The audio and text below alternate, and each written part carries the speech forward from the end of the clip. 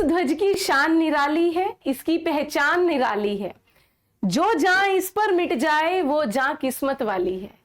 Happy independence day to all of you my dear students. जैसा कि आप सभी जानते हैं कि आज हम अपना 78वां स्वतंत्रता दिवस मना रहे हैं। तो अब कुछ बच्चों के या कुछ व्यक्तियों के दिल में ये आता है कि क्या सिर्फ वही सच्चे देशभक्त हैं जो हमारे बॉर्डर पर लड़ रहे हैं या हमारे जो सीमाओं पर हमारी रक्षा कर रहे हैं? जी नहीं। अगर कुछ बातें हम अपने जीवन में अपना लें तो भैया हर व्यक्ति, हर इस देश का नागरिक एक अच्छा देशभक्त बन सकता है। इस प्रक्रम में मैं एक छोटी सी कहानी आप लोगों को बताऊंगी। एक बार की बात है कि हमारे यहाँ पर स्वामी जी जापान के दौरे पर गए थे, स्वामी विवेकानंद जी। तो वहां पर अपने जापान के दौरे में उनको क्या था, उन्हें पता चला कि यहाँ पर तो ज्यादातर भाई मांसाहारी हैं लोग, तो ज्यादातर मांस का सेवन किया जाता है। लेकिन हमारे स्वामी विवेकानंद जी, आप जानते हैं, वो थे प्योर शाकाहारी।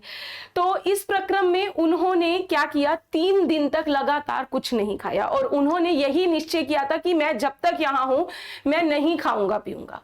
वो 1 दिन निकाला, 2 दिन निकाले, 3 दिन निकाले, 3 दिन जब चौथा दिन स्टार्ट हुआ तो उनकी हालत बहुत ज्यादा खराब हो गई थी। वो सूख चुके थे बिल्कुल, उनका गाल बिल्कुल पिचक चुके थे।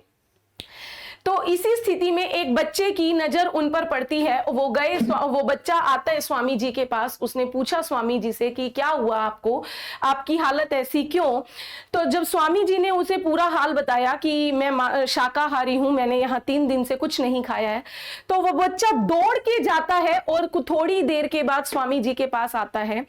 तो स्वामी जी ने उनसे पूछा क्या, तो वो स्वामी जी के सामने तुरंत बहुत सारे फल रख देता है। तो स्वामी जी वो सारे फल देखकर बहुत खुश हो जाते हैं और वो उनको तुरंत खा लेते हैं और 3 दिन से भूखे स्वामी जी की भूख अपनी खत्म हो जाती है। तो फिर उसके बाद उन्होंने, स्वामी जी ने उस बच्चे को शुक्रिया अदा किया और उन्होंने बोला कि भैया बेटा तुमने मेरी जान बचा ली। तो उस बच्चे के शब्द थे जो हमें सच्ची देशभक्ति का एग्जाम्पल देते हैं। उस बच्चे ने स्वामी जी को कहा कि आपको मुझे धन्यवाद करने की जरूरत नहीं है, मुझे थैंक यू बोलने की जरूरत नहीं है, आप बस मुझे एक वादा दे दीजिए, एक वचन दीजिए। स्वामी जी ने पूछा कैसा वचन?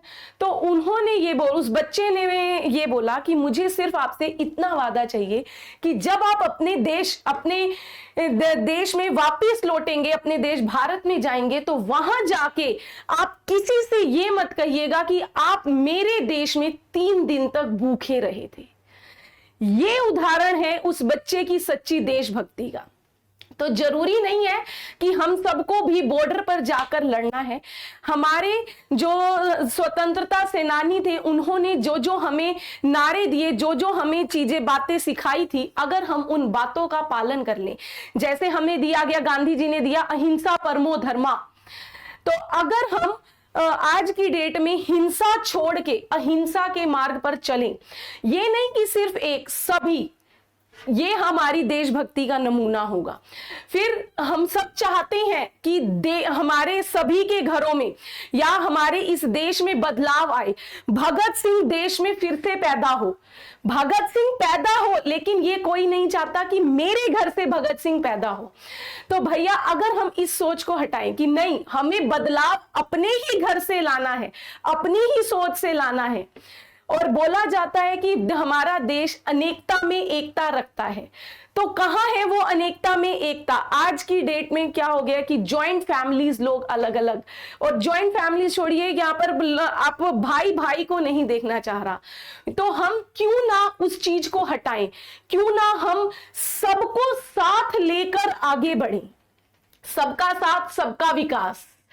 तो कुछ ऐसी ये बातें हैं कि सबको साथ लेकर चलें, अहिंसा का पालन करें, भ्रष्टाचार को खत्म करें, पहल अपने आप से करें। ये नहीं सोचें कि कोई सरकार, कोई सिस्टम हमारे लिए कुछ करेगा, ठीक है वो तो करेंगे, क्यों ना हम खुद अपने यहां से शुरुआत करें।